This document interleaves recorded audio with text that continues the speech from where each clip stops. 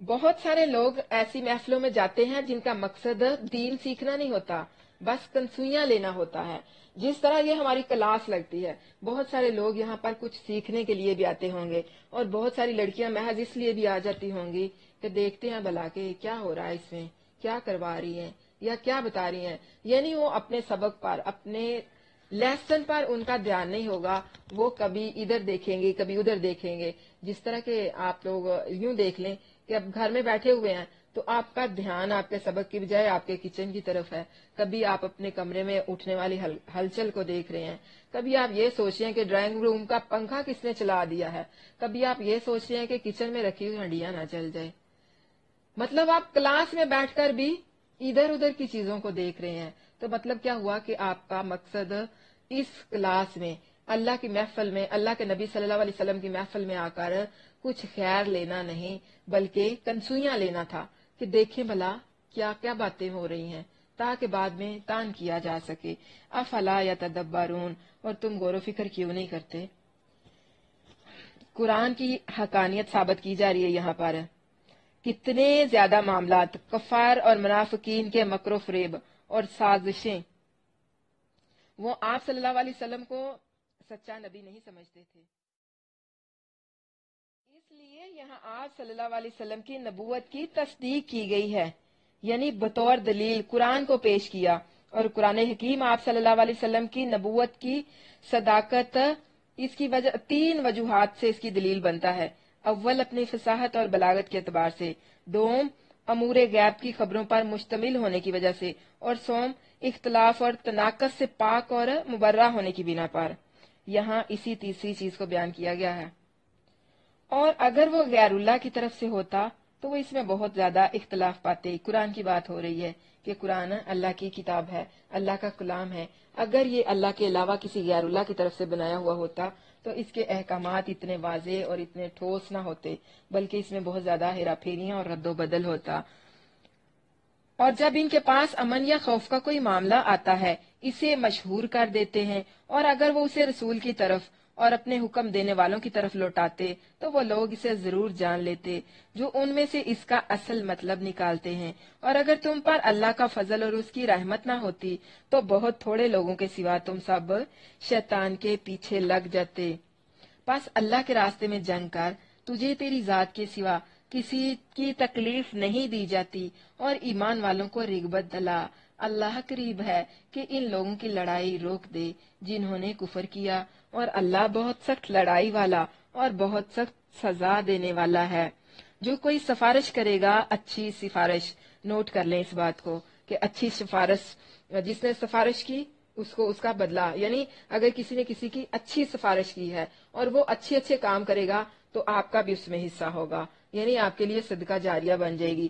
تو اسی طرح اگر کسی نے برائی کی سفارش کی ہے، کسی برے کا ساتھ دیا ہے، تو جو وہ برے عمل کرے گا اس کا گناہ آپ کے کھاتے میں بھی جائے گا، اس لیے کہ اس میں سے ایک بوجھ ہوگا۔ اللہ ہمیشہ ہر چیز پر نگہبان ہے، یعنی جس نے بری سفارش کی اور بری سفارش کرنے والے کا اس کے اوپر بوجھ ہونا ہے۔ جو شخص جس کی سفارش کی گئی تھی بری، وہ جو بھی برے کام کرے گا اس کا حصہ سفارش کرنے والے کے بیچ میں بھی آئے گا۔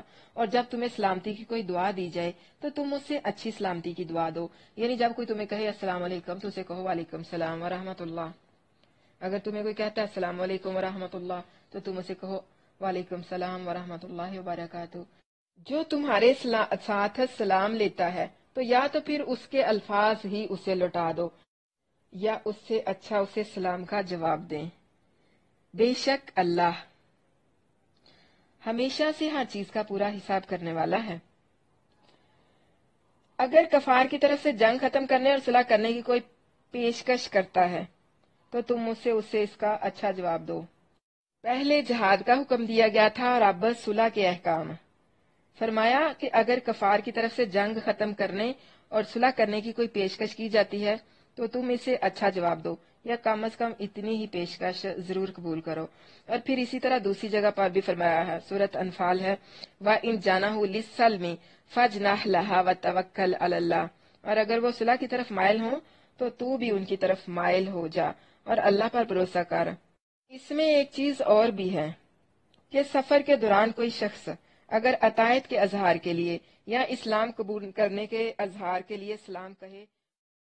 جہاد کے سفر کے دوران کوئی شخص اگر عطائت کے اظہار کے لیے یا اسلام قبول کرنے کے اظہار کے لیے سلام کہے تو یہ کہہ کر اسے قتل نہیں کرنا کہ تو مومن نہیں ہے۔ اللہ وہ ہے کہ اس کے سوا کوئی معبود نہیں، وہ ہر صورت تمہیں قیامت کے دن کی طرف لے جا کر جمع کرے گا جس میں کوئی شک نہیں، اور اللہ سے زیادہ بات میں کون سچا ہے۔ اگلا رکوع ہے آیت نمبر 88 سے 91، 88 سے 91 تک۔ اللہ تعالیٰ ہی سب کی تربیت کرنے والا ہے۔ پھر تمہیں کیا ہوا کہ منافقین کے بارے میں دو گروہ ہو گئے، حالانکہ اللہ نے انہیں اس کی وجہ سے الٹا کر دیا جو انہوں نے کمایا۔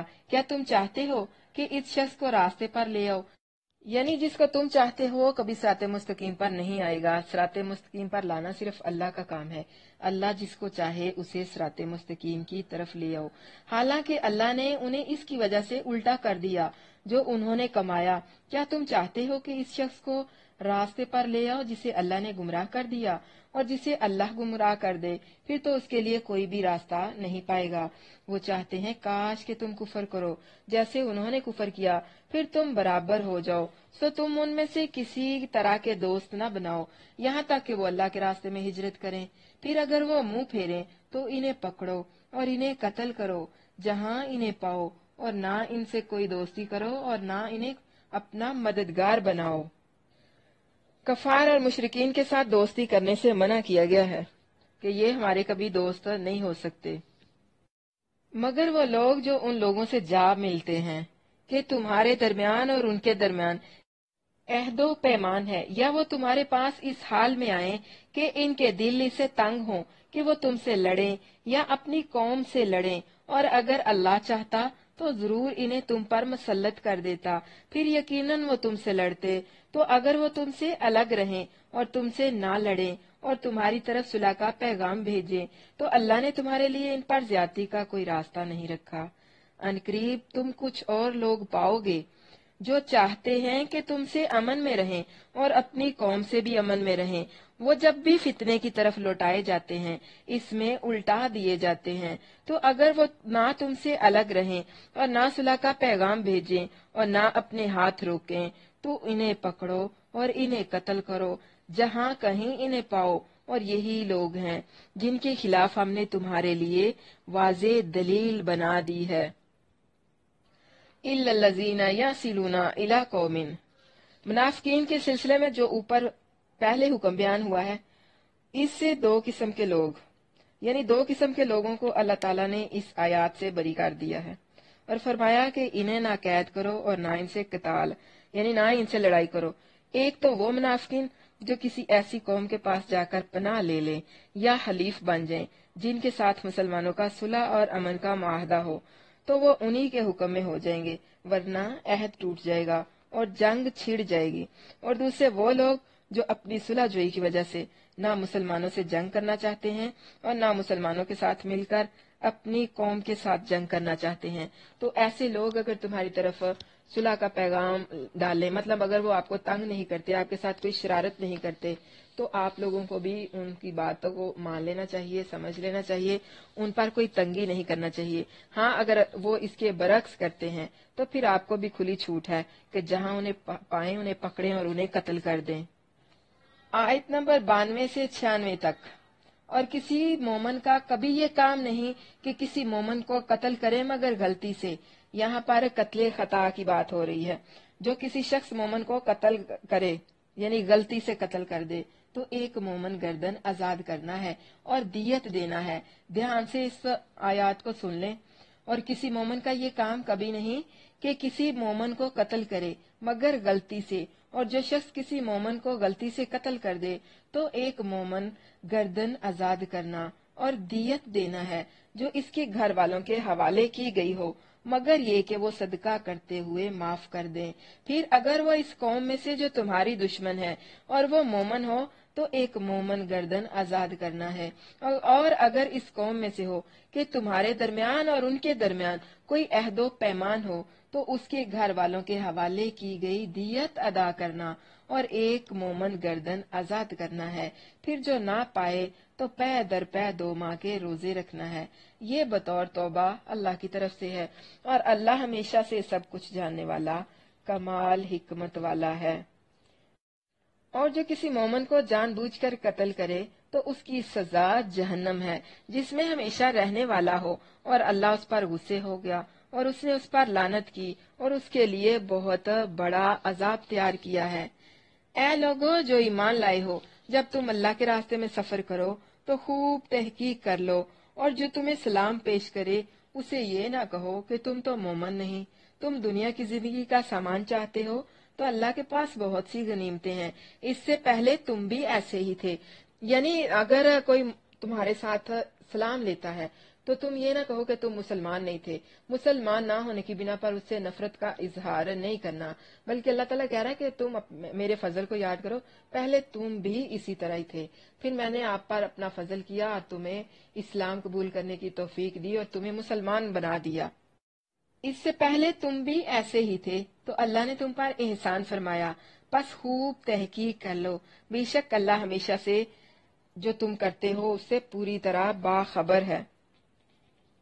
دیکھیں قتل خطا کا حکم بیان کرنے کے بعد قتل عمد، یعنی جو قتل خطا ہے اس میں تو رعایت ہے کہ غلطی سے ہو جائے، مطلب قتل کرنا مقصد نہیں تھا، کچھ اور کرنا تھا تو انجانے میں کسی اور کو لگ گیا، یعنی ایسی صورت میں بھی دیت جو ہے نا وہ مقتول کے ورثاء کو دینی ہے۔ یہاں صرف اس گناہ اور وعید کا ذکر ہے، اس جرم کو اشراک باللہ کے ساتھ ذکر کیا گیا ہے۔ یہاں فرمایا کہ اس کی جزا جہنم ہے جس میں ہمیشہ رہنے والے ہیں، اور اللہ تعالیٰ اس پر غصے ہو گیا ہے، اس پر لعنت کی ہے، اور اس کے لیے اللہ تعالیٰ نے بہت بڑا عذاب تیار کر رکھا ہے۔ اتنی سخت سزائیں یکجاں کر کے ذکر کر دی ہے، اس سے اس گناہ کی شدت کا اندازہ ہوتا ہے۔ بظاہر یہی سمجھ میں آتا ہے کہ مومن کو جان بوجھ کر قتل کرنے والا ابدی جہنمی ہے، اور اس کی توبہ بھی جو ہے نا وہ نہیں قبول ہوتی، مگر جس طرح کے سورۃ فرقان کی آیت نمبر 68 میں قتل عمد اور اس کی توبہ کی قبولیت کا ذکر ہے، وہ انشاءاللہ وہیں پر بات ہوگی جب اس پر پہنچیں گے۔ تو جان بوجھ کر کسی مومن کو قتل کرنے کی توبہ اس وقت قبول ہوتی ہے جب اس نے حالت کفر میں یہ قتل کیا ہو۔ مسلمان ہونے کے بعد کسی مسلم کو قتل کرے تو اس کی توبہ قبول نہیں ہوگی، خالدن فیہا، وہ اسی میں ہمیشہ رہنے والا ہے، یعنی اس سے ثابت ہوتا ہے کہ وہ ابدی جہنمی ہے۔ بعض صحابہ کرام کا اسی طرف رجحان ہے، لیکن بہت ساری حدیث مبارکہ اس بات کو ثابت کرتی ہیں کہ اللہ تعالیٰ توبہ قبول کرے گا، کیونکہ شرک باللہ سے بڑا کوئی گناہ نہیں، وہ توبہ سے معاف ہو سکتا ہے تو یہ بھی معاف ہو سکتا ہے۔ اس آیت میں یہ نہیں فرمایا کہ وہ آگ میں ہمیشہ رہے گا، بلکہ فرمایا یہ ہے کہ یہ جرم اتنا بڑا ہے کہ اس کی جزا جہنم میں ہمیشہ رہنا ہے، باقی اللہ معاف کرنا چاہے تو توبہ کے بعد معاف کر سکتا ہے، اور وہ چاہے تو توبہ کے بغیر بھی معاف کر سکتا ہے، وہ قادر ہے ہر چیز پر، جیسا کہ اللہ تعالیٰ نے فرمایا ہے ان اللہ لا یغفر ان یشرک بہ ویغفر ما دون ذلک لمن یشاء، بے شک اللہ اس بات کو نہیں بخشے گا کہ اس کا شریک بنایا جائے، اور بخش دے گا جو اس کے علاوہ ہے وہ سب کچھ جسے چاہے گا۔ اس لیے یہ اللہ کی معاشیت پر ہے، چاہے تو سزا دے دے چاہے تو معاف کر دے، اور خصوصاً توبہ کے بعد تو اللہ تعالیٰ نے بشارت دی ہے نا، لا تقنطوا من رحمت اللہ ان اللہ یغفر الذنوب جمیعا، اللہ کی رحمت سے ناامید نہ ہو جو، بے شک اللہ سب کے سب گناہ بخش دیتا ہے۔ اور پھر ایک اور واقعہ بھی تو ہے بنی اسرائیل کے اس آدمی کا جس نے 100 آدمیوں کو قتل کیا تھا، اس واقعے کا بھی قتل عمد کی توبہ کے قبول ہونے کی جو ہے نا وہ دلیل ملتی ہے اس واقعے سے کہ قتل عمد بھی معاف ہو جاتا ہے۔ تم دنیا کی زندگی کا سامان چاہتے ہو تو اللہ کے پاس بہت ساری مال غنیمت یعنی بہت ساری غنیمتیں ہیں۔ دنیا کا سامان تو قلیل ہے لیکن اللہ کا سامان بہت اعلیٰ اور بہت کثیر ہے، بے شک اللہ تعالیٰ ہر چیز کا جاننے والا ہے۔ امان والوں میں سے بیٹھ رہنے والے جو کسی تکلیف والے نہیں، اور اللہ کے راستے میں اپنے مالوں اور اپنی جانوں کے ساتھ جہاد کرنے والے برابر نہیں ہیں، یعنی ایک وہ شخص جو اللہ کے راستے میں جہاد کرتا ہے اور ایک وہ شخص جو گھر میں بیٹھا رہتا ہے برابر نہیں ہے۔ اسی طرح ایک نیکی کرنے والا شخص جو اللہ کی خاطر نیکی بھی کرتا ہے، اللہ کے حکم بھی مانتا ہے اور اللہ کے نبی صلی اللہ علیہ وسلم کی اتباع بھی کرتا ہے، یوم آخرت پر ایمان بھی رکھتا ہے، اللہ کے ساتھ شرک بھی نہیں کرتا، اس شخص کے جیسا نہیں ہے۔ یعنی وہ شخص جو اللہ کے ساتھ شرک کرتا ہے، اللہ کی آیات کا انکار کرتا ہے، जिस तरह के आलम और जाहल बराबर नहीं, उसी तरह जिहाद करने वाले और घर में बैठ रहने वाले बराबर नहीं। अल्लाह ने अपने मालों और अपनी जानों के साथ जिहाद करने वालों को बैठ रहने वालों पर दर्जे में फजीलत दी है, और हर एक से अल्लाह ने भलाई का वादा किया है, और अल्लाह ने जिहाद करने वालों को बैठ रहने वालों पर बहुत बड़े अजर की फजीलत अता फरमाई है। जिहाद के फर्ज ऐन होने की सूरत में तो किसी शख्स को बिला उज़र घर बैठने की इजाजत ही नहीं है, बल्कि ऐसी सूरत में जिहाद में शामिल न होना नफाक का बाइस है। जब हाकिम की तरफ से जिहाद का ऐलान हो जाए तो ऐसी सूरत में जो शख्स अपने घरों से ना निकले, यानी जो लोग अपने घरों में बैठे रहे ना निकले, मेहनत करने वाला और हाथ पर हाथ रख कर बैठे रहने वाला बराबर नहीं है। इसलिए जो लोग अल्लाह के रास्ते में जिहाद करते हैं वो लोग और जो अपने घरों में बैठ रहते हैं वो बराबर नहीं है। हजरत ज़ैद बिन साबित रजी अल्लाह अन्हु से रवायत है कि जब ये आयत नाज़िल हुई तो रसूलुल्लाह सल्लल्लाहु अलैहि वसल्लम ने मुझे बुलाया।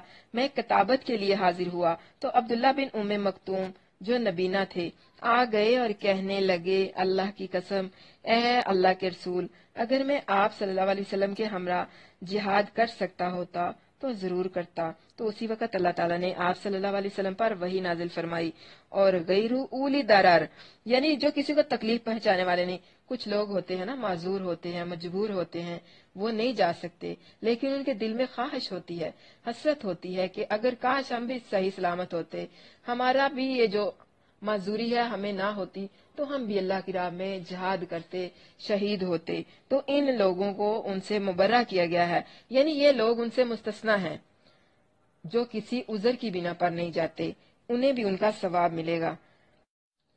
गैरू उली दरारी, जो किसी तकलीफ वाले नहीं। ये कलमा नाजिल हुआ, आप सल्लल्लाहु अलैहि वसल्लम ने ये बात मुझे लिखवा दी और अपनी तरफ से बहुत से दर्जों की और अजीम बख्शिश और रहमत की, और अल्लाह हमेशा से बेहद बख्शने वाला नहायत मेहरबान है। जिस तरह ईमान के दर्जे होते हैं उसी तरह जन्नत के भी दर्जे होते हैं, और जो अल्लाह की राह में अल्लाह के कलमा को बुलंद करते हुए शहीद होते हैं ना, अल्लाह के लिए काम करते हैं, दीन का काम करते हैं, तो उनके लिए भी अल्लाह ताला ने मुख्तलिफ दर्जे अपने पास तैयार कर रखे हैं। हजरत अब्दुल्ला बिन उमर रजी अल्लाह अन्हु से रवायत है कि रसूलुल्लाह सल्लल्लाहु अलैहि वसल्लम ने फरमाया, मुसलमानों में से किसी शख्स को भी उसके जिस्म में कोई आजमाइश आती है तो अल्लाह ताला इन महाफिज फरिश्तों को हुक्म देता है जो उसकी हिफाजत करते हैं कि मेरे बंदे के लिए इसी तरह अमल लिख दो जिस तरह वो इस वक्त अमल करता था जब वो तंदुरुस्त था, जब तक वो मेरी गिरफ्त में रहे। अल्लाह ने हर एक के साथ बहुत अच्छा वादा किया है। जिहाद में हिस्सा न लेने वाले अगरचे इससे महरूम रहेंगे, ताहम अल्लाह ताला ने दोनों के साथ ही भलाई का वादा किया है। रकू है आयत नंबर 97 से 100 तक। गुनाहों से मजबूर होने से बेहतर है कि हिजरत कर लें। बेशक वो लोग जिन्हें फरिश्ते इस हाल में कब्ज करते हैं कि वो अपनी जानों पर जुल्म करने वाले होते हैं, कहते हैं तुम किस चीज में थे? वो कहते हैं हम इस सरजमी में नहायत कमजोर थे। वो कहते हैं क्या अल्लाह की जमीन वसी न थी कि तुम उसमें हिजरत कर जाते? तो ये लोग हैं जिनका ठिकाना जहन्नम है और वो लौटने की बुरी जगह है। जो लोग मक्का और इसके करीब करीब मुसलमान हो चुके थे लेकिन उन्होंने अभी अपने आबाई इलाके और खानदान को छोड़कर हिजरत नहीं थी की, यानी उन्हें अपने माल ज्यादा अजीज थे, अपने घर बार अजीज थे, हालांकि इन्हें हिजरत में और कोई चीज रुकावट भी नहीं थी, जबकि मुसलमानों की कुव्वत को एक जगह जमा करने के लिए हिजरत का नहायत ताकीदी तौर पर हुक्म दिया जा चुका था। इसलिए जिन लोगों ने हिजरत के हुक्म पर अमल नहीं किया, क्या उनको यहाँ इस आयत को आपने बड़े वाज़े अंदाज में समझा होगा कि जब फरिश्ते उनकी रूहें कब्ज करते हैं तो वो कहते हैं हम तो बड़े कमजोर थे, हम पर बड़ा जुल्म हुआ। पूछते हैं उनसे ना कि किस हाल में तुम लोग गुजारा करते रहे, किस हाल में रहे? तो वो कहते हैं हम बड़े कमजोर थे, हम पर जुल्म सितम हुआ, हम पर ये वो। तो फरिश्ते क्या जवाब देते हैं कि क्या अल्लाह की जमीन वसी नहीं थी, तुमने हिजरत क्यों नहीं की? तो इसी तरह दीन की खातिर कभी हिजरत करनी पड़े तो कर जाएं, अल्लाह के लिए, अल्लाह की मोहब्बत की खातिर कभी हिजरत की जरूरत पेश आए तो हिजरत तो जरूर करें, हीले बहाने ना बनाएं, हिजरत कर जाएं, क्योंकि अल्लाह के हुक्म का इनकार करना भी कुफर है। और बेहतरीन हिजरत और बहुत आसान गुनाहों से नेकी की तरफ हिजरत करना है, तो गुनाहों से नेकी की तरफ हिजरत कर लें, पक्के मोमन कहलाएंगे आप लोग भी।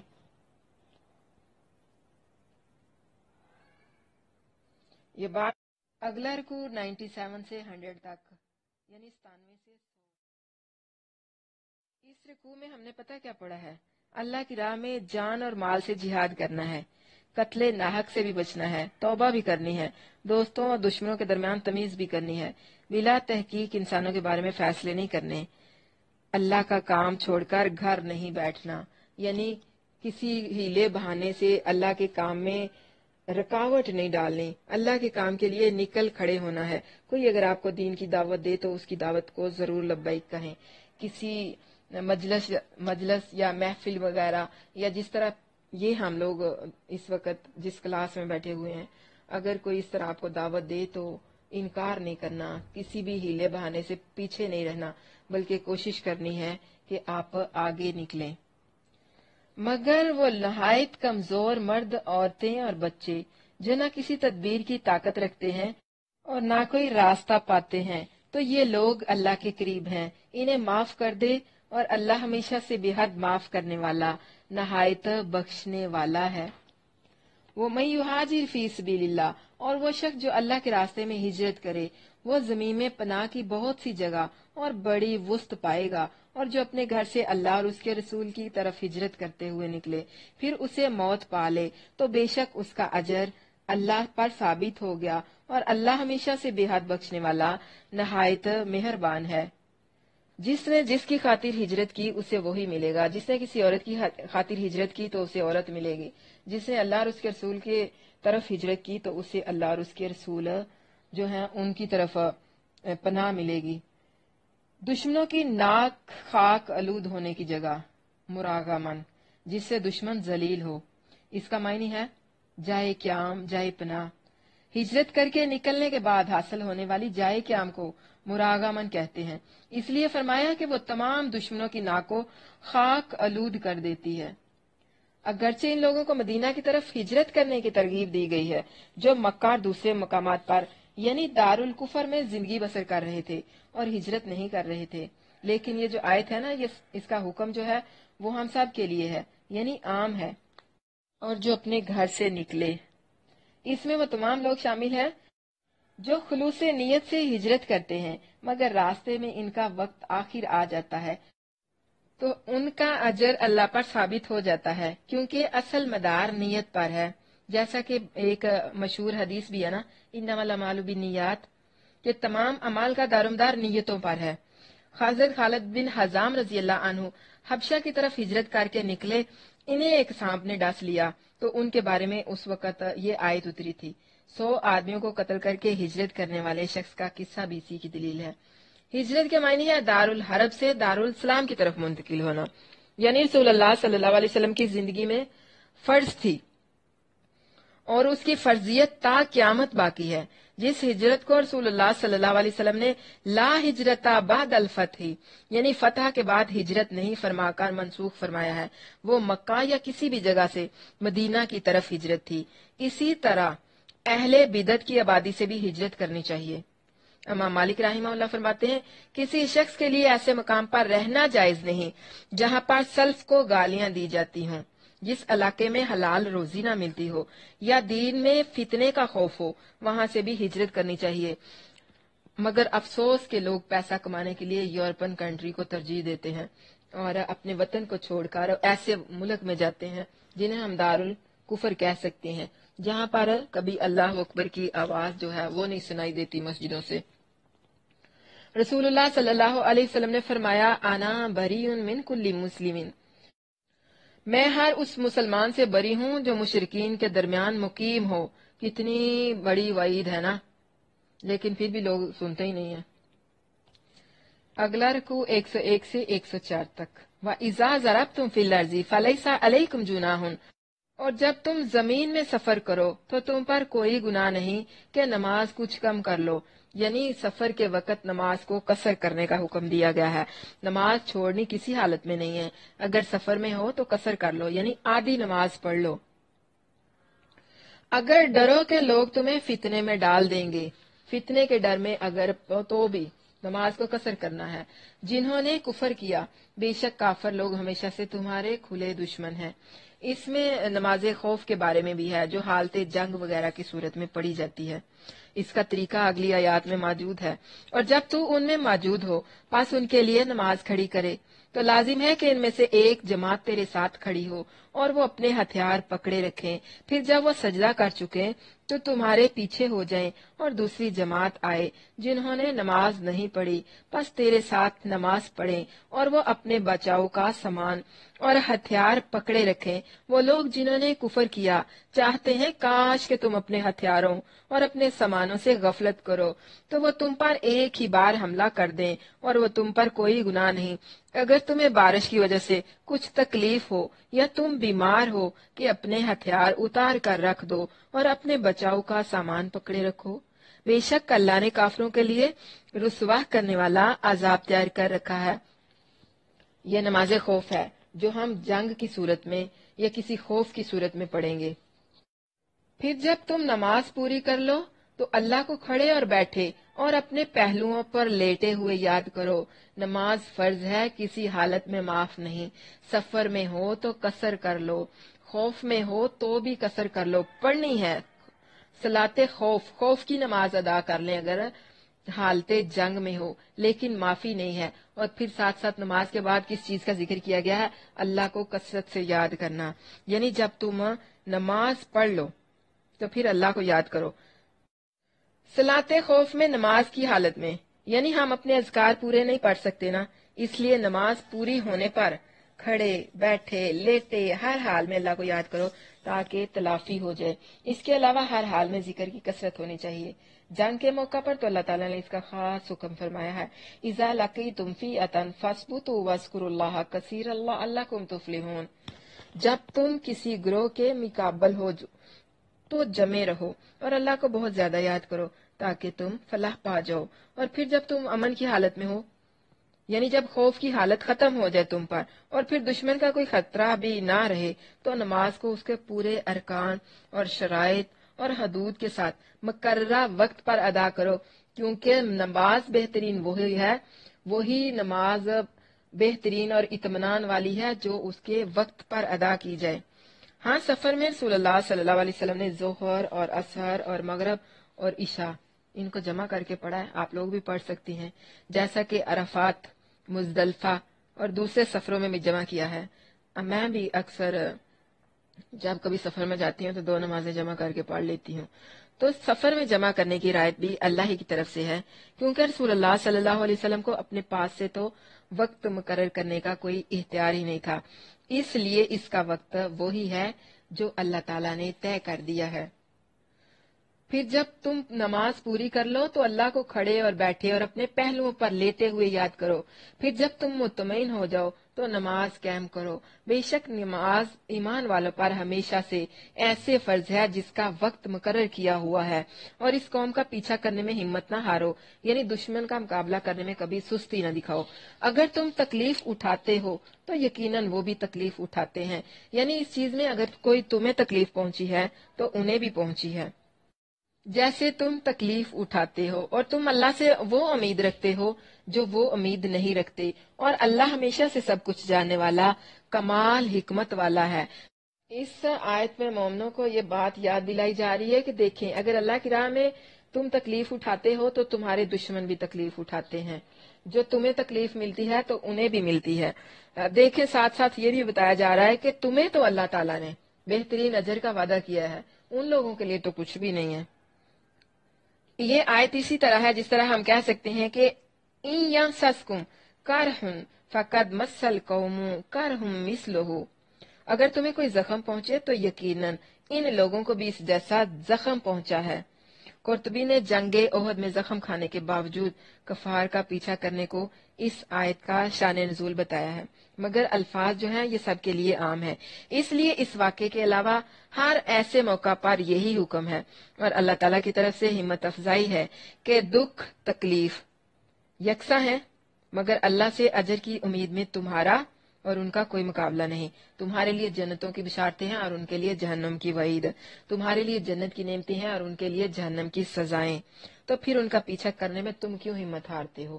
یعنی تمہیں تو اللہ تعالیٰ نے اتنے بڑے اجر کا وعدہ کیا ہے اور ان کے لیے تو کچھ بھی نہیں ہے، پھر تمہیں किस बात पर सुस्ती दिखाने की जरूरत पेश आ जाती है। मुकाबले की सूरत में अगर दुश्मन भागता है तो तुम उसका पीछा करने में सुस्ती मत दिखाओ, बल्कि हत्तुल मकान उसको पकड़ने की कोशिश करो। अगला रुकू है आयत नंबर 105 से 112। बेदार रहो, होशियार रहो, यानी जागते रहना है। बेशक हमने तेरी तरफ ये किताब हक के साथ नाजल की, ताकि तू लोगों के दरमियान इसके मुताबिक फैसला करे जो अल्लाह ने तुझे दिखाया है, और तू खयानत करने वालों की खातिर झगड़ने वाला ना बन। आयत नंबर 105 से लेकर 114 तक एक वाक्या है इसके अंदर। और अल्लाह से बख्शिश मांग, यकीनन अल्लाह हमेशा से बेहद बख्शने वाला नहायत मेहरबान है। और उन लोगों की तरफ से झगड़ा न कर जो अपनी जानों से खयानत करते हैं। यकीनन अल्लाह ऐसे शख्स से मोहब्बत नहीं करता जो हमेशा से बहुत खायन सख्त गुनाहगार हो। वो लोगों से छुपाव करते हैं और अल्लाह से नहीं छुपाते, हालांकि वो इनके साथ होता है जब वो रात को इस बात का मशवरा करते हैं जिसे वो पसंद नहीं करता। और अल्लाह हमेशा से इसका जो वो करते हैं अहाता करने वाला है। सुन लो, तुम ही वो लोग हो जिन्होंने उनकी तरफ से दुनिया की जिंदगी में झगड़ा किया, तो उनकी अल्लाह की तरफ से अल्लाह से क़यामत के दिन कौन झगड़ा करेगा या कौन इन पर वकील होगा। और जो भी कोई बुरा काम करे या अपनी जान पर जुल्म करे फिर अल्लाह से बख्शिश मांगे, वो अल्लाह को बेहद बख्शने वाला नहायत मेहरबान पाएगा। यानी गुनाह के बाद अगर कोई गुनाह हो जाता है, उसके बाद एहसास होता है, अल्लाह ताला की तरफ रजू करता है, तो फिर अल्लाह ताला जो है वो बेहद बख्शने वाला नहायत मेहरबान है। और जो शख्स कोई गुनाह कमाए तो वो उसे सिर्फ अपनी जान पर कमाता है, और अल्लाह हमेशा से सब कुछ जानने वाला कमाल हिकमत वाला है। यानी अगर हम लोग कोई गुनाह करते हैं या कोई ऐसा काम करते हैं जो कि सुन्नत के मुनाफी है, अल्लाह ताला के हुक्म के खिलाफ है, तो इसमें हमारा अपना नुकसान है, अल्लाह ताला का कोई नुकसान नहीं। हम जो भी गुनाह करते हैं, जो भी खताएं करते हैं, वो हमारी अपनी जान पर है, यानी उसका वबाल जो है वो हमारे अपने ही ऊपर है। अल्लाह का उससे कुछ भी नहीं बिगड़ेगा। अल्लाह ताला सब कुछ जानने वाला कमाल हिकमत वाला है। और जो भी कोई खता या गुनाह कमाए फिर उसकी तोहमत किसी बेगुनाह पर लगा दे तो यकीनन इसने बड़े बोहतान और सरीह गुनाह का बोझ उठाया। इसमें ना एक वाक्या है, इन्ना अंजलना अलैकल किताब बिल हक, यानी 105 से 114 तक। इसका शान नज़ूल लगा ले। इन आयात का जो शान नज़ूल है चोरी का एक वाक्या है। बशर, बशीर और मुबशर 3 भाई थे जो अबैरक या तामा बिन अबैरक के बेटे थे। बाज ने कहा कि इनमें से बशीर की कुनियत जो थी वो अबू तमा थी। ये लोग मदीना के कबीला बनु जफर से थे। इनमें बशीर सबसे बुरा बदतरीन या बदतर शख्स था। ये शख्स मुनाफिक था और मुसलमानों की हजू करके वो शेर दूसरों के नाम लगा देता था। ये गरीब फाकाज़दा लोग थे और रफा बिन जैद के हमसाए थे। एक दफा शाम से एक काफिला मैदा लेकर आया तो रफा बिन जैद ने उसमें से एक बोरी खरीद ली। मदीना के लोग आटा खाते थे, रहा मैदा तो वो घर के बड़े आदमियों के लिए संभाल कर रख लिया जाता था। रफा ने वो मैदा अपने असला के स्टोर में असला के साथ महफूज कर लिया। अबैरक के बेटों ने स्टोर को नकब लगाई, मैदा और असला दोनों चुरा लिए। सुबह हुई तो रफा ने अपना असला और मैदा नकब लगाकर चुराने की बात अपने भतीजे कतादा बिन नुमान के साथ की। अब तफ्तीश शुरू हो गई, इंक्वायरी होने लग गई तो मालूम हुआ कि उस रात अबैरक के बेटों ने आग जलाई थी और शायद उन्होंने रफा के मैदा ही से खाना तैयार किया हो। जब अबैरक के बेटों का राज फाश हो गया तो उन्होंने चोरी का वो असला जो उन्होंने चुराया था एक यहूदी के घर फेंक दिया और उनके कबीले बनु जफर के कुछ लोगों ने रसूलुल्लाह सल्लल्लाहु अलैहि वसल्लम के पास आकर शिकायत की कि रफा बिन जैद और इसके भतीजे ने हमारे एक घर वालों पर जो ईमानदार और नेक लोग हैं चोरी का इल्जाम लगाया है। कतादा कहते हैं कि मैं रसूलुल्लाह सल्लल्लाहु अलैहि वसल्लम के पास आया तो आप सल्लल्लाहु अलैहि वसल्लम ने फरमाया, तुमने बिला दलील ईमानदार और नेक लोगों पर चोरी का इल्जाम लगा दिया है। इन लोगों ने मशहूर कर दिया कि मसरूका सामान यहूदी के घर से निकला है। तो उस वक्त ये आयत उतरी थी। अल्लाह ताला ने मामले की तहकीक यानी हकीकत खोल दी ताकि कोई ये ना कहे कि जुर्म तो बनु अबैरक का था मगर मुजरिम यहूदी को बना दिया गया। کیونکہ وہ اپنا نہیں تھا۔ اس سے رسول اللہ صلی اللہ علیہ وسلم کے انصاف پر بہت بڑا دبا آ سکتا ہے۔ اس سے ایک بات اور بھی ثابت ہوتی ہے کہ اللہ کے نبی صلی اللہ علیہ وسلم غیب دان نہیں تھے، یعنی اللہ کے نبی صلی اللہ علیہ وسلم کے پاس غیب کا علم نہیں تھا۔ وَلَا تَكُنْ لِلْخَائِنِينَ خَصِيمًا، اس سے مراد وہی ابیرک کے بیٹے ہیں کہ آپ ان کی حمایت نہ کریں۔ اللہ کے نبی صلی اللہ علیہ وسلم غیب دان نہیں تھے، ورنہ اللہ تعالیٰ کو یہ فرمانے کی ضرورت کبھی نہ پیش آتی کہ آپ ان خیانت کرنے والوں کی طرف سے جھگڑا نہ کریں۔ اللہ کے نبی صلی اللہ علیہ وسلم کو خود ہی پتا ہوتا کہ انہوں نے خیانت کی ہے۔ تو اس سے کیا ثابت ہوتا ہے کہ جس چیز کے بارے میں علم نہ ہو اس کے بارے میں ہم نے جھگڑنا نہیں ہے، بیجا کسی کی حمایت نہیں کرنی، اور اللہ کے نبی صلی اللہ علیہ وسلم غیب دان نہیں تھے۔ اگر ہم آپس میں کسی بات کو چھپا بھی لیتے ہیں تو اللہ تعالیٰ ان باتوں کو جان رہا ہوتا ہے۔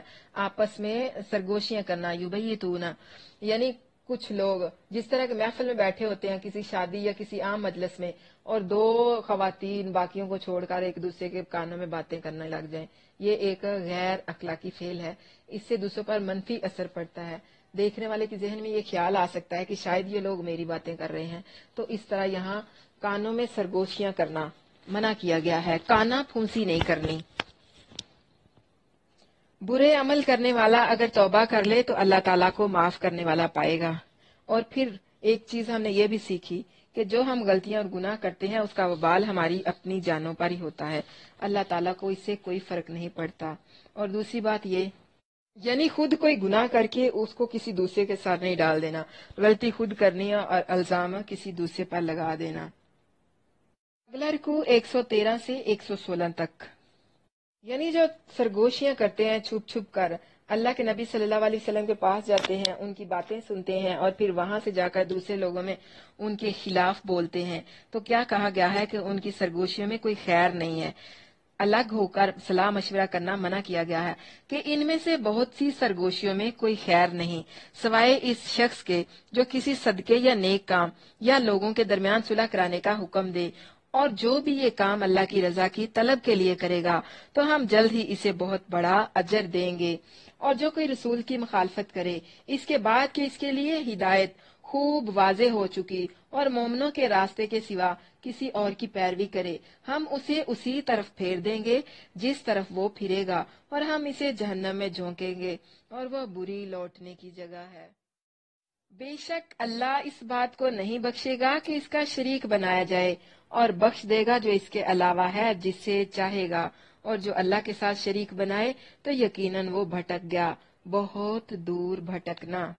سرگوشیاں کرنے سے منع کیا گیا ہے، لیکن صرف 3 صورتوں میں سرگوشی کرنا جائز ہے، اور وہ تینوں یہاں پر واضح نظر آ رہی ہیں۔ پہلی بات صدقہ اور اچھی بات کرنے کے لیے، اور تیسری بات لوگوں کے درمیان اصلاح کرنے کے لیے، یعنی کسی کے صلح وغیرہ کے معاملات کے بارے میں ہم لوگ دوسروں سے الگ ہو کر مشورہ کر سکتے ہیں۔ ان 3 صورتوں کے علاوہ کانا پھونسی کرنا اور ادھر ادھر ہو کر مشورہ کرنا جو ہے وہ جائز نہیں ہے۔ بے شک اللہ اس بات کو نہیں بخشے گا کہ اس کا شریک بنایا جائے۔ جو رسول صلی اللہ علیہ وسلم کی مخالفت کرتا ہے اور مومنوں کے راستے کے سوا کسی اور راستے کی پیروی کرتا ہے، ایسا صرف وہی شخص ہو سکتا ہے جو اپنے کفر پر اصرار کرے اور دین اسلام کو قبول نہ کرے۔ اس آیت میں اللہ تعالیٰ نے اس کے کفر پر اڑنے کو شرک قرار دیا ہے اور صراحت فرما دی ہے کہ اس کی بخشش کی کوئی صورت نہیں۔ ہاں، اگر کوئی شخص دین اسلام قبول کر لے، اللہ کی توحید اور رسول اللہ صلی اللہ علیہ وسلم کی رسالت کی شہادت دے، اس کا عملی ثبوت دے اور ایسے فعل سے بچا رہے جس سے آدمی ملت اسلام سے خارج ہو جاتا ہے، تو پھر کبیرہ گناہوں کا ارتکاب کر بیٹھے تو اللہ تعالیٰ کی مرضی ہے، جسے چاہے معاف کر دے یا چاہے تو سزا دے کر پھر جنت میں داخل کر دے۔ مگر جو شخص اسلام ہی قبول نہ کرے یا اسلام لا کر پھر سے مرتد ہو جائے اور اپنے اعمال کو ضائع کر دے تو اس کے لیے اللہ تعالیٰ کے ہاں کوئی معافی نہیں، کیونکہ اسے معافی دینے کا مقصد باغی اور غدار کو معافی دینا ہے جو اپنی بغاوت اور غدر پر قائم ہو۔ بغاوت کوئی معمولی جرم نہیں ہے، یہ کسی بادشاہ سے برداشت نہیں ہوتا کہ کوئی اس کے ساتھ غداری کرے۔ اللہ تو بادشاہوں کا بادشاہ ہے، اس کی غیرت کیسے گوارا کرتی ہے کہ کوئی اس کے ساتھ غداری کرے؟ وہ بغاوت کو کیسے معاف کر سکتا ہے؟ تو معلوم کیا ہوا؟ ابدی جہنمی صرف کفار اور مشرکین ہوں گے، مسلمان گناہگار ہمیشہ جہنم میں نہیں رہیں گے۔ اس سے ان لوگوں کا رد نکلتا ہے جو کبیرہ گناہ کے مرتکب مسلم کو دائمی جہنمی کہتے ہیں، یعنی کہ کسی کو دائمی جہنمی نہیں کہنا چاہیے۔ اللہ تعالیٰ مسلمانوں میں سے بھی جرم کرنے والوں کو جہنم میں لے کے جائے گا اور پھر سزا کے بعد انہیں وہاں سے نکال کر جنت میں لے جایا جائے گا۔ جس طرح کے اوپر منافقوں کا ذکر آیا ہے جو پیغمبر صلی اللہ علیہ وسلم کے فیصلوں کو پسند نہ کرتے اور جدا راستے پر چلتے تھے، اس آیت میں فرمایا کہ اللہ تعالیٰ شرک کو نہیں بخشتا۔ تو معلوم ہوا کے سوا کسی دوسرے دین کو محبوب رکھا جائے اور اس کو معمول بنایا جائے تو یہ شرک ہے، کیونکہ اسلام کے سوا جو دین بھی ہے وہ شرک ہے، اگرچہ پرستش کا شرک نہ بھی کیا جائے تو بھی یہ شرک ہے۔ یہ والا جو رکوع ہے 116 سے 126 تک سر فہرست ہے کہ اللہ کے ساتھ شرک نہیں کرنا، کیونکہ اللہ تعالیٰ شرک کو نہیں بخشے گا اور اس کے علاوہ جو بھی ہے وہ بخش دے گا، اور اللہ کے ساتھ شرک کرنے والا بہت دور کی گمراہی میں جا پڑتا ہے۔ جو اللہ کے ساتھ دوسروں کو پکارتے ہیں وہ اس کے سوا نہیں پکارتے مگر اپنے منہوں کو، اور نہیں پکارتے مگر سرکش شیطان کو، یعنی جو اللہ کو چھوڑ کر کسی دوسرے کی عبادت کرتا ہے وہ شیطان کو پکارتا ہے۔ اور شیطانوں کو پکارنے والوں کے لیے کیا وعید ہے؟ جس پر اللہ نے لعنت کی اور جس نے کہا کہ میں ہر صورت تیرے بندوں سے ایک مقرر حصہ ضرور لوں گا۔ یعنی دیکھیں کہ جو لوگ اللہ کو چھوڑتے ہیں وہ اس شیطان کی عبادت کرتے ہیں، اس شیطان کا کہا مانتے ہیں، اس شیطان کو خوش کرتے ہیں جس پر اللہ تعالیٰ نے لعنت کی تھی، اور اس لعنت کی وجہ سے اس نے اللہ تعالیٰ کو چیلنج کیا تھا کہ میں تیرے بندوں کو بہکاؤں گا، ایک حصہ میں نے ضرور اپنا اور تیرے بندوں میں سے اپنے پیچھے لگا لینا ہے، یعنی میں نے لوگوں کو گمراہ کرتے رہنا ہے، اور یقیناً میں انہیں ضرور گمراہ کروں گا، اور یقیناً میں انہیں ضرور آرزوئیں دلائوں گا، اور یقیناً میں انہیں ضرور حکم دوں گا، تو یقیناً وہ ضرور چوپاؤں کے کان کاٹیں گے، اور یقیناً میں انہیں ضرور حکم دوں گا، تو یقیناً وہ ضرور اللہ کی پیدا کی ہوئی صورت بدلیں گے، اور جو کہ شیطان کو اللہ کے سوا دوست بنائے تو یقیناً اس نے خسارہ اٹھایا، واضح خسارہ۔ اللہ کی پیدائش کو کس طرح سے بدلنا ہوتا ہے؟ جو ہم لوگ اپنے دانت وغیرہ ترچھواتے ہیں، ان کو رگڑواتے ہیں تاکہ ان کی خوبصورتی میں اضافہ ہو، پلکنگ کرواتے ہیں، یہ اللہ کی تخلیق کو بدلنے والی چیز ہے کہ ہم خوبصورت نظر آئیں۔ اور اسی طرح جانوروں کے ناک کان کاٹنا، یہ وہ باطل امیدیں ہیں جو شیطان انسان کے دل میں پیدا کرتا ہے کہ گناہ کرتے رہو، اللہ تعالیٰ بڑا غفور الرحیم ہے، بخش دے گا، کوئی بات نہیں ہے، ابھی وقت پڑا ہوا ہے، بعد میں نماز پڑھ لینا، کوئی بات نہیں ہے، اگر آج تم نماز نہیں نہ پڑھو گے تو اللہ تعالیٰ معاف کرنے والا ہے، کل پڑھ لینا۔ یہ بات کر لو کہ آج سبق میں ہم جاتے، آج ہم نہیں جاتے دورہ قرآن کی کلاس میں، کل چلے جائیں گے، پھر کیا ایک دن نہ بھی ہم جائیں گے تو اللہ تعالیٰ ہے نا معاف کرنے والا۔ ایمان مسلمان کے دل میں ہونا چاہیے، نماز پڑھنے اور دوسرے نیک اعمال کی کیا ضرورت ہے؟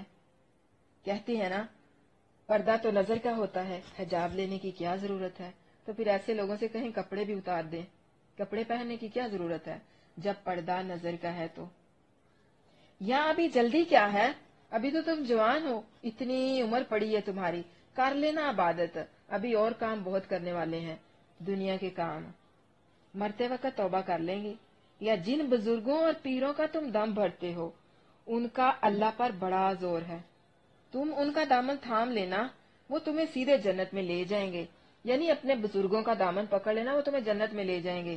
کیا ہے یہ؟ آرزویں، کہ میں انہیں اس طرح کی آرزویں دلاؤں گا، یعنی اس قسم کے تمام خیالات اور گمان جو تم لوگوں کے ذہنوں میں آتے ہیں وہ کیا ہیں؟ شیطانی آرزویں۔ سمجھیے اس بات کو، غور کیجیے اس پر۔ فَلَا يُبَتِّكُنَّ آذَانُ الْأَنْعَامِ، یعنی وہ ضرور کاٹیں گے اپنے چار پاؤں کے، جو جانور ہیں نا ان کو بولتے ہیں چوپائے، اپنے چوپاؤں کے کان، ناک۔ بعض لوگ ایسے کرتے تھے کہ اپنے جانوروں کے کان پھاڑ کر یا ان میں کوئی بالی وغیرہ ڈال کر انہیں بتوں کے نام پر چھوڑ دیتے تھے، یہ سب جو ہے نا یہ حرام ہے۔ اسی میں آ جاتا ہے رہبانیت، یعنی دنیا میں اپنی ذمہ داریوں سے فرار ہو کر جنگل کا راستہ اختیار کر لینا، اور پھر قوم لوط کا عمل، जिस तरह के मर्दों को खस्सी होकर हिजड़ा बन जाना, मर्दों के साथ शहवत करना, औरतों को बांझ बनाना बर्थ कंट्रोल के नाम पर, मर्दों की नसबंदी करना, औरतों के ऑपरेशन करके बच्चा पैदा होने में रुकावटें डालना, औरतों को घरों से निकालकर उनकी फितरी फराइज से बरी होना और उन्हें मर्दों की सफ में ला खड़ा करना, औरतों को हुकूमत की सरबराह बनाना, खूबसूरती के लिए औरतों का प्लकिंग करना यानी बाल उखाड़ना, नेल पॉलिश लगाना और फिर नील भरकर जिस्म के अंदर नक्शो नगार बनाना, दांत बारीक करवाना, सर पर मसनूई बाल लगवाना, मर्दों का दाढ़ी मंडवाना, औरतों का फिटिंग वाला लिबास पहनना, इस तरह इतना तंग लिबास पहनना कि अपने आप को नंगा करने की कोशिश करना, ये सब क्या है? शैतानी काम है और अल्लाह ताला की लानत का भी मौजब है। हजरत अब्दुल्ला बिन मसूद रजी अल्लाह अन्हु ने फरमाया, अल्लाह ताला ने लानत की है गोदने वालियों और गुदवाने वालियों पर, जिल्द में नील या सुरमा भरकर नक्श बनवाने वालियों पर, चेहरे के बाल साफ करने वालियों और करवाने वालियों पर, और हुस्न के लिए दांतों में फासला करवाने वालियों पर, जो अल्लाह अज़्ज़ वजल की खलक यानी उसकी पैदाइश को बदलती हैं। फिर फरमाया, मैं इस पर लानत क्यों न करूं जिस पर अल्लाह के रसूल सल्लल्लाहु अलैहि वसल्लम ने लानत की और वो अल्लाह की किताब में भी है। और ये फिर आयत पड़ी, वमा आताकुमुर रसूलु फखुजूहु वमा नहाकुम अन्हु फंतहू, यानी अल्लाह के हुक्म का कहा मानो, जो चीज वो तुम्हें दे वो ले लो और जिस चीज से रोके उससे रुक जाओ। जो कुछ रसूल तुम्हें दे वो ले लो और जिस चीज से मना करे उस चीज से बाज आ जाओ। वो इन्हें वादे देता है और इन्हें आरजुएं दिलाता है और शैतान इन्हें धोखे के सिवा कुछ वादा नहीं देता, यानी जो शैतान के वादे हैं वो सारे झूठे हैं, उसकी आरजुएं भी सारी गलत हैं, उसकी आरजुएं सवाए वसवसों के और कुछ भी नहीं। शैतान सरासर झूठा और सरासर धोखा है और उसके दिए हुए वादे भी बज़ाहिर खुशनुमा है लेकिन अंदर से खतरनाक और झूठे और गलत हैं, जिनका नतीजा जहन्नम है। शैतान के वादों पर अमल करने वाले कौन लोग हैं? ये लोग हैं जिनका ठिकाना जहन्नम है और वो इससे भागने की कोई जगह नहीं पाएंगे। यानी जो शैतान की पैरवी करेगा, अल्लाह अपने वादे के मुताबिक के जा बहका ले, जो तेरे साथ जाएंगे, यानी जो तेरी पैरवी करेगा तो मैं तेरे साथ उनको भी डालकर जहन्नम को भरूंगा, यानी तेरे साथ उनको भी जहन्नम में डाल दूंगा। और फिर उसके बाद अल्लाह ताला फरमाबरदारों के बारे में बात कर रहे हैं कि गुनाह सरजद हो जाए तो तौबा की तरफ आ जाओ। ये अल्लाह की किताब का हुस्न है कि जहाँ पर अल्लाह ने जहन्नम की सजा सुनाई है, साथ ही जन्नत की बशारत भी दे दी है। और वो लोग जो ईमान लाए और उन्होंने नेक अमाल किए, अनकरीब हम उन्हें ऐसे बागों में दाखिल करेंगे जिनके नीचे से नहरें बहती हैं, हमेशा इसमें रहने वाले हैं। अल्लाह का वादा सच्चा है और अल्लाह से ज्यादा बात में कौन सच्चा है? न तुम्हारी आरजुएं मौकूफ हैं और न अहले किताब की आरजुओं पर। जो भी कोई बुराई करेगा उसे उसकी जजा दी जाएगी और वो अपने लिए अल्लाह के सिवा न कोई दोस्त पाएगा और न कोई मददगार। यानी जिस तरह अहले किताब की ये आरजू थी कि हम ही जन्नत में जाएंगे या हम जो मर्जी कर लें, हम अल्लाह के बड़े महबूब हैं, अल्लाह ताला ने हमें कुछ भी नहीं कहना, हमारी किसी अमल पर कोई पकड़ नहीं होनी। अगर हम जहन्नम में चले भी गए तो फिर चंद दिन वहां रहेंगे, फिर हम जन्नत में चले जाएंगे। आजकल के नाम नहाद बेवकूफ मुसलमान भी यही समझते हैं कि हम चाहे जो मर्जी कर लें, अल्लाह के साथ शिरक कर लें, पीरों को सजदे कर लें, दरगाहों में जाके माथा टेक लें तो हमें कोई पकड़ नहीं होगी। अल्लाह के नबी और हमारे ये जो बुजुर्ग हैं ये हमें बचा लेंगे। तो अल्लाह ताला क्या कहता है कि जिसका अमल, अल्लाह के नबी सल्लल्लाहु अलैहि वसल्लम का फरमान है, जिसका अमल उसे पीछे कर दे उसका नसब उसे आगे नहीं कर सकता। क़यामत के दिन ना कोई सिफारिश काम आएगी, ना कोई दोस्ती काम आएगी, ना ही कोई फिदिया लिया जाएगा। उस दिन तो वो दिन होगा जब सच्चों को उनका सच नफा देगा और बुरों को उनकी बुराई का बदला दिया जाएगा। किसी की हमायत काम नहीं आनी।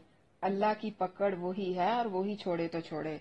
दुनिया की मुसीबतों पर क्यास कर ले आदमी इसको कि अगर किसी को कोई तकलीफ पेश आती है, अगर कोई किसी बीमारी या तकलीफ में मुब्तला हो जाता है तो जब तक अल्लाह ना चाहे वो उससे निजात नहीं पाता।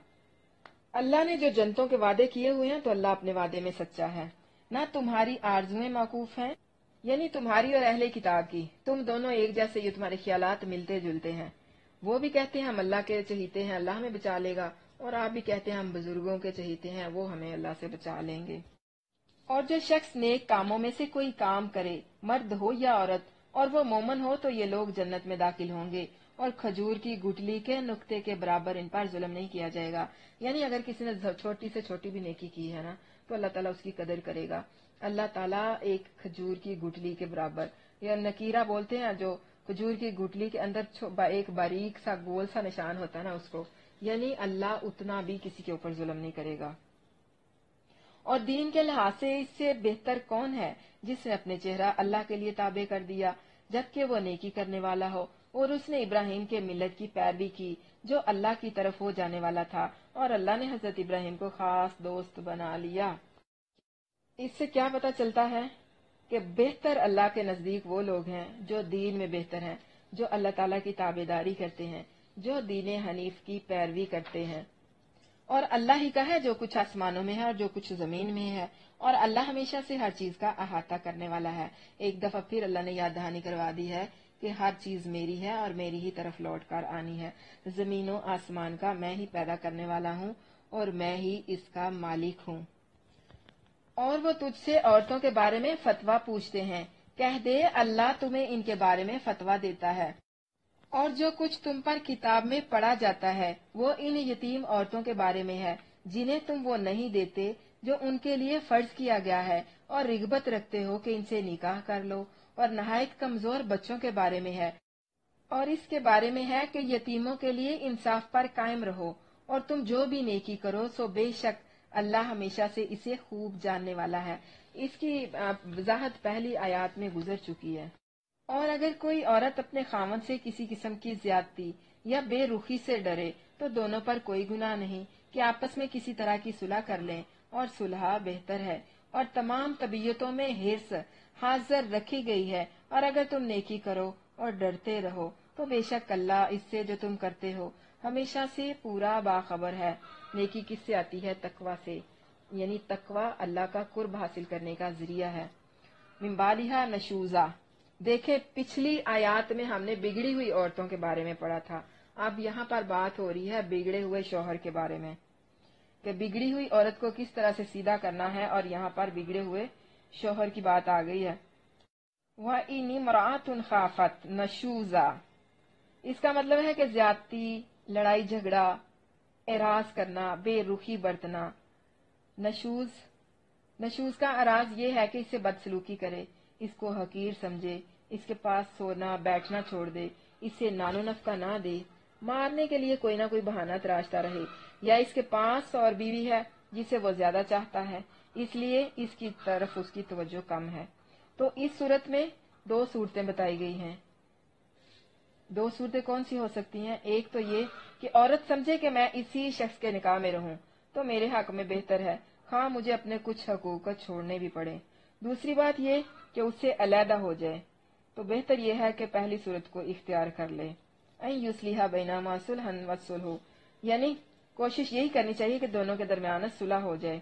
मियाँ बीवी की आपस में किसी भी तरीके से सुलह करवानी है, और मियाँ बीवी अगर आपस में सुलह कर लेते हैं तो फिर उन पर कोई गुनाह नहीं। हजरत आयशा रजी अल्लाह अन्हा बयान करती हैं, किसी मर्द के पास कोई औरत होती और अब वो उसे मजीद ना रखना चाहता और तलाक देने का इरादा करता तो वो औरत कह देती कि मुझे तलाक ना दे, अपने निकाह में रहने दे, मैं अपनी बारी के बारे में तुम्हें इजाजत देती हूँ कि तू जिस बीवी के पास चाहे रहे। तो उस वक्त ये आयत नाजिल हुई थी। मतलब ये कि अगर कोई शौहर शर्त रख लेता है कि मैं तुम्हें तलाक देना चाहता हूँ, मैं दूसरी बीवी को रखना चाहता हूँ, या अगर तुम मेरे साथ रहना चाहती हो तो मैं तुम्हारे पास नहीं आऊंगा, या हफ्ते में एक दिन तुम्हारे पास आया करूंगा, या महीने में एक दिन आया करूंगा, तो अगर तो औरत ये बात बर्दाश्त कर लेती है, इस बात को मान लेती है, तो फिर साथ चलता रहेगा। अगर उसे ये पसंद नहीं है तो फिर अल्लाह ताला ने कहा है कि वो अलग हो जाए। और बेहतर चीज क्या है? सुलह, कि बेहतर सुलह ही है। अगर वो सुलह कर लेते हैं तो वो दो बीवियों के दरमियान अदल करना बहुत मुश्किल काम है, कोई नहीं कर सकता। हजरत अब्दुल्ला बिन अब्बास रजी अल्लाह अन्हु बयान करते हैं कि हजरत सौदा रजी अल्लाह अन्हा को अंदेशा लाहक हुआ कि रसूल अल्लाह सल्लल्लाहु अलैहि वसल्लम इन्हें तलाक दे देंगे क्योंकि वो बहुत बूढ़ी हो गई थी। तो उन्होंने अर्ज किया, है अल्लाह के रसूल सल्लल्लाहु अलैहि वसल्लम, मेरी बारी का दिन हजरत आयशा रजी अल्लाह अन्हा को दे दें, मैं उन्हें हिबा करती हूँ, मगर मुझे तलाक न दें। تو آپ صلی اللہ علیہ وسلم نے اسی طرح کیا۔ اس پر یہ آیت آئی تھی۔ حضرت ابن عباس رضی اللہ عنہ نے فرمایا وہ دونوں جس چیز پر صلح کر لیں وہ جائز ہے۔ حضرت عائشہ رضی اللہ عنہا سے روایت ہے کہ جب سودا بنت زما رضی اللہ عنہا بوڑھی ہو گئی تو انہوں نے اپنا دن حضرت عائشہ کو ہبہ کر دیا، تو نبی کریم صلی اللہ علیہ وسلم ان کا دن بھی حضرت عائشہ رضی اللہ عنہا کے پاس گزارتے تھے۔ وَالصُّلْحُ خیر، یعنی ہر حال میں صلح جو ہے وہ بہتر ہے، کیونکہ شیطان اپنے کرندوں میں سے اس کرندے کو اپنے قریب کرتا ہے اور اسے شاباش دیتا ہے جو میاں بیوی کے درمیان علیحدگی کروا دیتا ہے۔ شیطان کا جو پسندیدہ عمل ہے وہ یہ ہے کہ میاں بیوی کے درمیان لڑائی ڈال دی جائے، میاں بیوی کے درمیان جدائی ڈال دی جائے، تو اس لیے چاہیے کہ صلح کر لی جائے، صلح ہی بہترین ہے۔ وَأُحْضِرَتِ الْأَنفُسُ الشُّحَّ، شُحَّ کا مطلب ہے بخیلی، جس کے ساتھ حرص بھی ہو، یعنی انسان کا بخل اور لالچ فطری سی بات ہے۔ مرد کا بخل یہ ہے کہ عورت سے فائدہ اٹھائے مگر اس کے پورے حقوق اس کو ادا نہ کرے، اور عورت کا بخل یہ ہے کہ مہر اور نان نفقہ تو پورا لے لے مگر حقوق ادا کرنے میں کوتاہی کرے۔ اور اسی طرح وَإِن تُحْسِنُوا وَتَتَّقُوا، یعنی اس لالچ کے جذبے کے باوجود اگر میاں بیوی ایک دوسرے سے احسان کرتے ہیں، اچھا سلوک کرتے ہیں، اللہ سے ڈرتے ہیں، تو اللہ کے ہاں ان کا بڑا اجر ہے جو ان کے ہر عمل سے پوری طرح باخبر ہے۔ اور کہا جا رہا ہے کہ تم ہرگز انصاف نہیں کر سکو گے عورتوں کے درمیان، اور تم ہرگز نہ کر سکو گے کہ عورتوں کے درمیان برابری کرو، خواہ تم حرص بھی کرو، پس مت جھک دو ایک کی طرف مکمل جھک جانا کہ اس یعنی دوسری کو لٹکائی ہوئی کی طرح چھوڑ دو۔ اگر تم اصلاح کرو اور ڈرتے رہو تو بے شک اللہ ہمیشہ سے بہت بخشنے والا نہایت مہربان ہے۔ اور اگر وہ دونوں ایک دوسرے سے جدا ہو جائیں تو اللہ ہر ایک کو اپنی وسط سے غنی کر دے گا، اور اللہ ہمیشہ سے وسط والا کمال حکمت والا ہے۔ ایک کے ساتھ اچھا سلوک کرنا اور دوسری کے ساتھ نہ کرنا، اس کو لٹکائی ہوئی چھوڑ دینا، یہ بہت بری بات ہے۔ اور اس طرح کرنے والا روزے قیامت آئے گا بھی اسی طرح کہ وہ اس کا ایک کندھا جو ہے نا وہ جھکا ہوا ہوگا، یعنی وہ گھسیٹ کر چل رہا ہوگا، اس کی چال جو ہے وہ متوازن نہیں ہوگی، جو اپنی بیویوں کے درمیان عدل نہیں کرے گا۔ اور پھر اللہ تعالیٰ کیا کہہ رہا ہے کہ اگر کسی صورت ان کی صلح آپس میں نہیں ہو رہی، کوئی طریقہ کارگر نہیں ہو رہا کہ ان کی آپس میں صلح کروا دی جائے، تو پھر بہتر یہ ہے کہ وہ دونوں جدا ہو جائیں، اور اگر وہ جدا ہو جاتے ہیں تو اللہ تعالیٰ دونوں کو اپنے فضل سے وسط دے گا، کیونکہ اللہ تعالیٰ وسطوں والا اور حکمت والا ہے۔ اور اللہ ہی کا ہے جو کچھ آسمانوں میں ہے اور جو کچھ زمین میں ہے، اور بلا شبہ یقیناً ہم نے ان لوگوں کو جنہیں تم سے پہلے کتاب دی گئی اور تمہیں بھی تاکیدی حکم دیا ہے کہ اللہ سے ڈرو، اور اگر تم کفر کرو گے تو بے شک اللہ ہی کا ہے جو کچھ آسمانوں میں اور جو کچھ زمین میں ہے، اور اللہ ہمیشہ سے ہر طرح بے پرواہ ہر تعریف کا حقدار ہے۔ اور اللہ ہی کا ہے جو کچھ آسمانوں میں ہے اور جو کچھ زمین میں، اور اللہ بطور وکیل کافی ہے۔ اگر وہ چاہے تو تمہیں لے جائے اے لوگو اور کچھ دوسرے لوگوں کو لے آئے، اور اللہ ہمیشہ سے اس پر پوری طرح قادر ہے۔ یعنی اللہ اس چیز پر قادر ہے کہ اگر تم اس کا کہنا نہیں مانتے تو وہ تم لوگوں کا نام و نشان مٹا دے اور تمہاری جگہ پر کچھ ایسے لوگوں کو لے آئے جو اس کا حکم مانے، اس کو عبادت میں اکیلا سمجھیں، یعنی اس کے ہر حکم کی تعمیل کریں۔ ہمیں اپنے کام کاج کے لیے دوسروں کے سہاروں کی ضرورت ہوتی ہے۔ اللہ وحدہ لا شریک ہے، زمین و آسمان کی ہر چیز اسی کے لیے فرما بردار ہے، اسی کے آگے جھکتی ہے، چاہے کوئی خوشی سے جھکے یا نہ خوشی سے، لیکن اسی کے آگے ہر چیز سجدہ ریز ہے۔ اللہ کافی ہے، وکیل اور کارساز۔ اللہ اس پر قادر ہے کہ آپ کو مٹا دے۔ اللہ تو کن کہتا ہے فیکون، اس کے معاملات ہو جاتے ہیں، اسے کسی مدد یا سہارے کی ضرورت پیش نہیں آتی۔ اور جو شخص دنیا کا بدلہ چاہتا ہے تو اللہ ہی کے پاس دنیا اور آخرت کا بدلہ ہے، اور اللہ ہمیشہ سے سب کچھ سننے والا، سب کچھ دیکھنے والا ہے۔ یعنی جس شخص کا مطلوب اور مقصود صرف دنیا ہی ہے، اسے یاد رکھنا چاہیے کہ اللہ کے پاس دنیا اور آخرت دونوں کا ثواب موجود ہے۔ تو تم صرف فانی چیز کی طلب میں کیوں بیٹھے ہو؟ دنیا اور آخرت کیوں نہیں طلب کرتے؟ اللہ کے احکام پر عمل کرو، دنیا بھی تمہاری اور آخرت بھی تمہاری ہوگی۔ صرف دنیا کی طلب تو صرف نقصان ہی نقصان ہے۔ رہا یہ کہ تمہارا عمل دنیا کے لیے ہے یا آخرت کے لیے، تو اسے اللہ تعالیٰ خوب سنتا ہے اور دیکھتا ہے، کہنے کی ضرورت ہی نہیں ہے، اللہ تعالیٰ جاننے والا ہے۔ اور اگلا رکوع ہے 135 سے 141۔ اے لوگو جو ایمان لائے ہو، इंसाफ पर पूरी तरह कायम रहने वाले, अल्लाह के लिए शहादत देने वाले बन जाओ। ईमान के बाद अब मुसलमानों को हुक्म दिया जा रहा है कि पूरी तरह इंसाफ पर कायम रहने वाले बन जाओ, अल्लाह के लिए शहादत देने वाले बन जाओ, हाँ तुम्हारी जातों या वालिदैन और ज्यादा कराबत वालों के खिलाफ हो। एक बात आ गई है, गुस्सा नहीं करना। कल बात हुई थी कि सुलह कर ली जाए, तो आपने कहा था मेरे बच्चे मुझसे नाराज होते हैं। देखें अल्लाह ने कितना खोल कर बोला है, तुम्हारी जातों या वालिदैन और ज्यादा कराबत वालों के खिलाफ हो। आपने हक का साथ देना है, अल्लाह के हुक्म को मानना है, अगरचे ये तुम्हारे कराबत वालों के खिलाफ हो। और इसका फायदा अल्लाह ताला क्या बता रहा है, अगर कोई गनी है या फकीर तो अल्लाह इन दोनों पर ज्यादा हक रखने वाला है, यानी अल्लाह का ज्यादा हक है कि उससे डरा जाए। पास इसमें ख्वाहिश की पैरवी न करो, अदल करो। अगर तुम जुबान को बेच दो या पहलू बचाओ तो बेशक अल्लाह इससे जो तुम करते हो हमेशा पूरी तरह बाखबर है।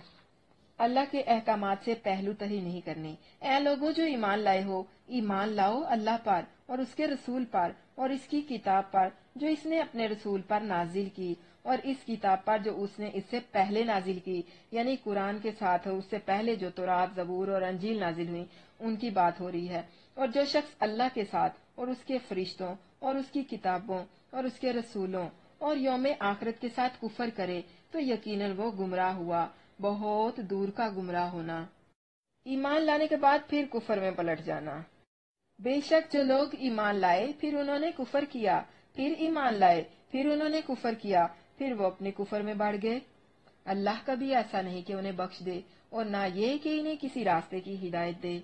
मुनाफिकों को खुशखबरी दे दे कि बेशक इनके लिए एक दर्दनाक अजाब है, यानी मुनाफिक जो दिल से अल्लाह के अहकाम को नहीं मानते, दिल से अल्लाह और उसके रसूल से मोहब्बत नहीं करते, कुरान से दिल से मोहब्बत नहीं रखते, लेकिन बज़ाहिर दिखावा दूसरों के सामने नेकी और तकवा को जाहिर करने के लिए अल्लाह ताला के हुक्म को मानते हैं, यानी ये साबित करने की कोशिश करते हैं कि हम अल्लाह के हुक्म की बहुत परवाह करते हैं, हम बहुत तकवा वाले हैं, हम अल्लाह से बहुत डरते हैं, लेकिन दिल में वो इसके खिलाफ हैं। तो अल्लाह ताला क्या कह रहा है कि ऐसे मुनाफिकों को, अल्लाह ताला तो अलीमुल खबीर है ना, कि ऐसे मुनाफिकों को जहन्नम के अजाब की खुशखबरी दे दो।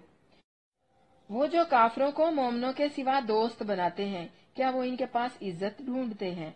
यानी जो तुम लोग मुसलमानों को छोड़कर दूसरे गैर मुस्लिमों को दोस्त बनाते हो, किस लिए? इज्जत के लिए। तो बेशक इज्जत सब अल्लाह के लिए है, यानी इज्जत और जिल्लत तो अल्लाह देने वाला है।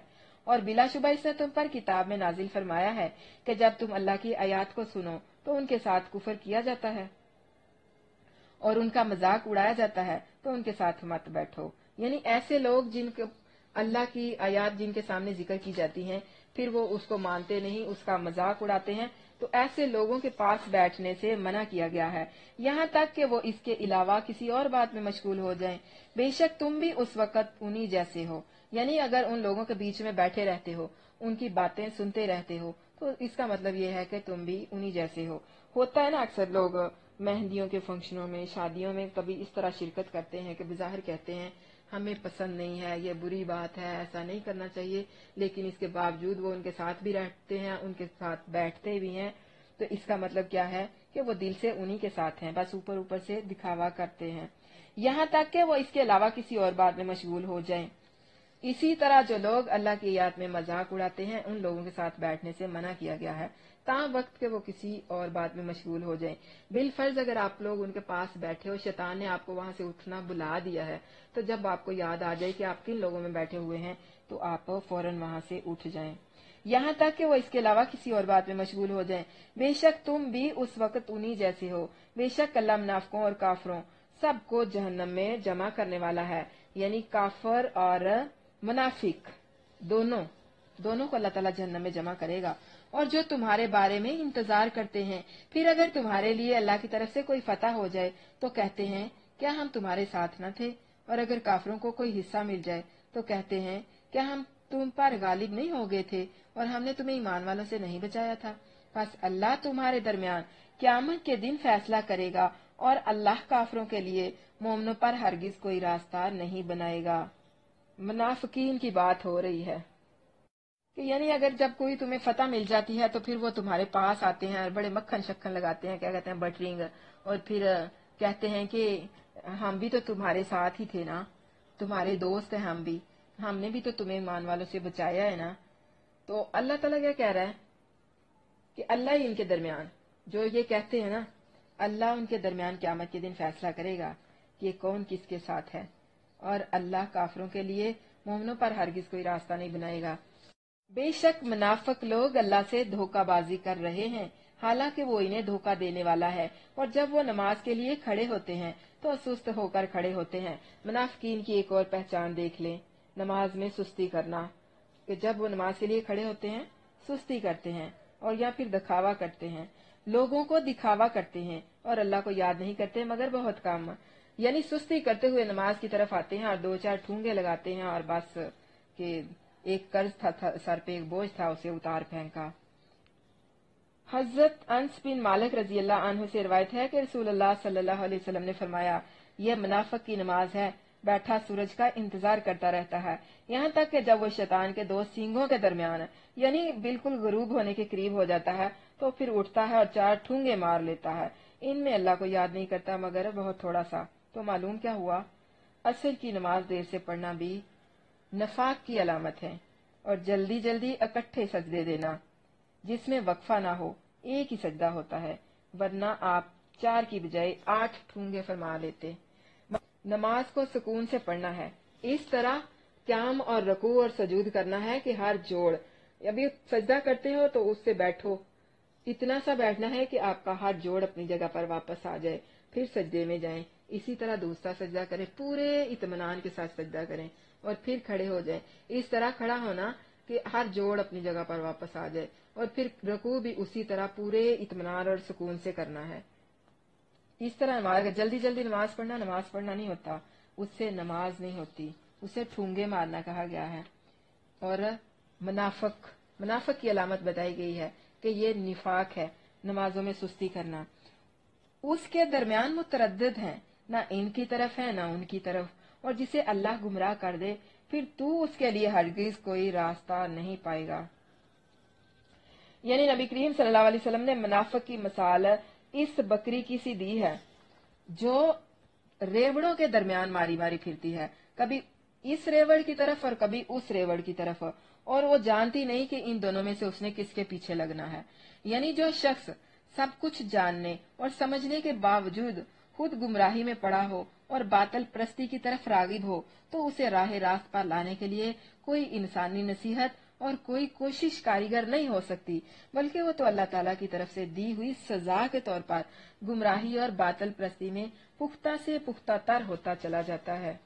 بار بار قرآن میں اللہ تعالیٰ کافروں کے ساتھ دوستی کو منع کر رہا ہے، یعنی بار بار اللہ کہہ رہا ہے کہ جو کافر ہیں وہ مومنوں کے دشمن ہیں، مومنوں کے دوست نہیں ہو سکتے، کیونکہ کافر کبھی نہیں چاہتا کہ مسلمانوں کو کوئی بلائی پہنچے۔ اے لوگوں جو ایمان لائے ہو، ایمان والوں کو چھوڑ کر کافروں کو دوست نہ بناؤ، کیا تم چاہتے ہو کہ اللہ کے لیے اپنے خلاف ایک حجت بنا لو؟ کیا ثابت ہوا کہ کافروں کے ساتھ دوستی کرنا، غیر مسلم کے ساتھ محبت کا اظہار کرنا، اللہ کے خلاف، اللہ کے پاس اپنے خلاف ایک حجت بنانا ہے۔ بے شک منافق لوگ آگ کے سب سے نچلے درجے میں ہوں گے اور تو ہرگز ان کا کوئی مددگار نہیں پائے گا مگر وہ لوگ جنہوں نے توبہ کی اور اصلاح کر لی اور اللہ کو مضبوطی سے تھام لیا اور اپنا دین اللہ کے لیے خالص کر لیا، تو یہ لوگ مومنوں کے ساتھ ہوں گے اور اللہ مومنوں کو جلد ہی بہت بڑا اجر دے گا۔ یعنی دیکھیں، پھر اللہ کا انصاف دیکھ لیں، اللہ کا عدل دیکھ لیں، کتنا خوبصورت ہے نا، کہ ہر گناہ کے بعد معافی کی طرف لا رہا ہے، توبہ کی ترغیب دے رہا ہے، یعنی خوشخبری دے رہا ہے کہ اگر تم گناہ کر رہے ہو، تم سے گناہ سرزد ہو گیا تو توبہ کر لو، میں بخش دوں گا۔ اور پھر جو گناہ کے بعد توبہ کر لیتا ہے، اللہ کی رسی کو، اللہ کو مضبوطی سے پکڑ لیتا ہے، اپنے آپ کو خالص اللہ کے لیے مقرر کر لیتا ہے، خالص اللہ کے لیے اور اس کی رضا کے لیے عمل کرتا ہے، تو پھر یہی لوگ مومن ہیں۔ تو ثابت ہوا کہ مومن کون لوگ ہیں؟ جو اللہ اور اس کے رسول کے حکم کو مانتے ہیں، اللہ کی رسی کو مضبوطی سے پکڑتے ہیں، یعنی قرآن مجید کو اور اس کے احکامات پر بھی پوری طرح عمل کرتے ہیں، تو یہی مومن ہے، اور انقریب اللہ ان مومنوں کو بہت بڑا اجر دے گا۔ اللہ تمہیں عذاب دینے سے کیا کرے گا؟ منافقین کے لیے تو اللہ تعالیٰ نے آگ کا سب سے نچلا درجہ تیار کیا ہوا ہے کہ ان کو، منافقین ہے نا جو، ان کو سب سے جہنم کے نچلے درجے میں پھینکنا ہے، اور اللہ کے سوا ان کا کوئی مددگار بھی نہیں ہوگا۔ اللہ تعالیٰ اپنی رحمت اور اپنی شفقت یہاں پر دکھا رہے ہیں۔ اللہ تعالیٰ کہہ رہے ہیں مجھے کیا ملنا ہے تمہیں عذاب دے کر؟ اللہ تمہیں عذاب دینے سے کیا کرے گا اگر تم شکر کرو اور ایمان لے آؤ، اور اللہ ہمیشہ سے قدر کرنے والا، سب کچھ جاننے والا ہے۔ مقصد اس کا بتانا کیا ہے کہ عذاب کا باعث تمہارا شکر نہ کرنا اور ایمان نہ لانا ہے، ورنہ اللہ تعالیٰ کو کیا ضرورت ہے کہ تمہیں عذاب دے۔ سو اگر تم دل سے ایمان لے آؤ اور اپنے قول و فعل سے اللہ تعالیٰ کی فرما برداری کرو اور اس کا شکر ادا کرو، تو اللہ تعالیٰ تو بہت قدردان ہے اور سب کچھ جاننے